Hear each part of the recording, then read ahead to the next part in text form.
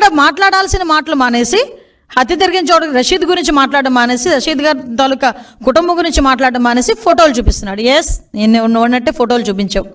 ఫోటోలు చూపించినప్పుడు ఏం చెప్పావు? ఎమ్మెల్యే గారి భార్యకి కేక్ తినిపించావు. 10 సార్లు నొక్కి నొక్కి నొక్కి నొక్కి చెప్పావు. మా వాళ్ళు సోషల్ మీడియాలో వేస్తున్నారు, భారతి గారితో ఫోటో ఉంది అతనికి సెల్ఫీ. మరి ఎమ్మెల్యే గారి తాలూకా ఒక్క జిలానీనే హత్య చేశాడు, జిలానీనే అరెస్ట్ చేశారు, మిగతా వాళ్ళందరినీ ఎందుకు అరెస్ట్ చేయలేదు? ఇతనితో ఇంతమంది ఫోటోల్లో ఉన్నారు అని నువ్వు అన్నప్పుడు భారతి గారిని కూడా అరెస్ట్ చేయాలా? నిన్ను కూడా అరెస్ట్ చేయాలి. ఎందుకంటే నీతో కూడా సెల్ఫీ ఉంది, నేను చూపించమంటే చూపిస్తా. భారతి గారితో సెల్ఫీ ఉంది. ఎందుకంటే ఇంతకుముందు మీ పార్టీలో చాలా యాక్టివ్ పార్టిసిపెంట్ కదా. వాళ్ళ మధ్యలో ఉన్న వర్గ విభేదాలతో ఒకరినొకరు అక్కడ చంపుకోవడం అనేది తప్పు. నేను దానికి ఏకీభవించట. చంపుకోవడం అనేది ఎట్టి పరిస్థితుల్లో అంత బ్రూటల్గా చంపడం అనేది తప్పు. ఇమ్మీడియట్గా అరెస్ట్ జరిగింది, రిమాండ్కి పంపించాం. ఎక్కడ కూడా ఎటువంటి ఇబ్బంది కలగకుండా చూసుకున్నాం. నువ్వు వెళ్ళి రెచ్చగొడుతున్నావు, మళ్ళీ అక్కడికి వెళ్ళి వినుకుండా నువ్వు వెళ్ళి అక్కడ రెచ్చగొట్టి నువ్వు మళ్ళీ తిరిగి మాట్లాడితే పరిస్థితి వచ్చిందంటే ఒకసారి నీ తాలూకా మైండ్ సెట్ ఒకసారి ఆలోచించు.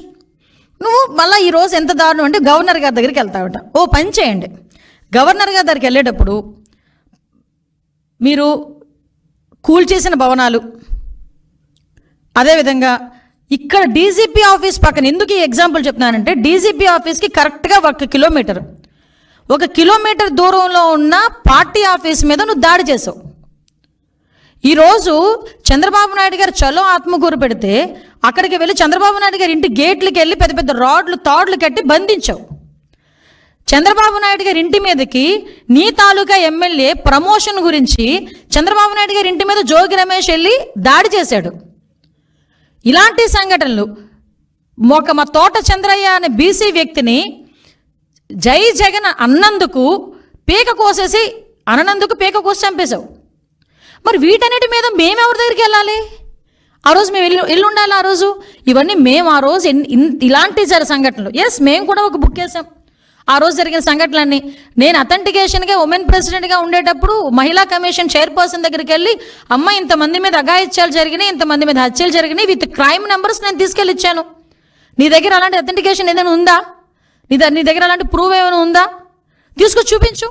నేను ఈరోజు హోమ్ మినిస్టర్ హోదాలో అడుగుతున్నా. నేను మానేసి వేగ్గా మైక్ ఉంది కదా, నాకు ఒక ఛానల్ ఉంది కదా, నోటుకు వచ్చినట్టు మాట్లాడతాను, ప్రిపేర్ అయ్యి వచ్చాను, ఎవడు మధ్యలో అడ్డగించొద్దు, ఎవడు మధ్యలో ఆపొద్దు అని చెప్పి నోటుకు వచ్చినట్టు మాట్లాడేస్తానంటే ఎందుకు చట్టం ఊరుకోవాలి అని అడుగుతున్నా.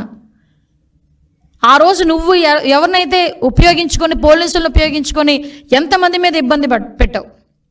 ఈరోజు పోలీసులకి సంబంధించి నేను చూస్తూ ఉంటే నిజంగా చాలా బాధ అనిపిస్తూ ఉంది నాకు. వాళ్ళ పరిస్థితి ఏంటా అంటే ఈరోజు కనీసం పోలీసు వ్యవస్థ ఒక ఇన్వెస్టిగేషన్కో, మీకు విషయం చెప్పాలండి, ఇక్కడ ఫోరెన్సిక్ ల్యాబ్ కేవలం అమరావతిలో ఉన్న పాపానికి దానికి సంబంధించి డబ్బులు కూడా ఇవ్వాలి తెలుసా మీకు? మళ్ళీ ఈరోజు మేము 9 కోట్ల సెంట్రల్ గవర్నమెంట్ నుంచి తెచ్చుకున్నాం.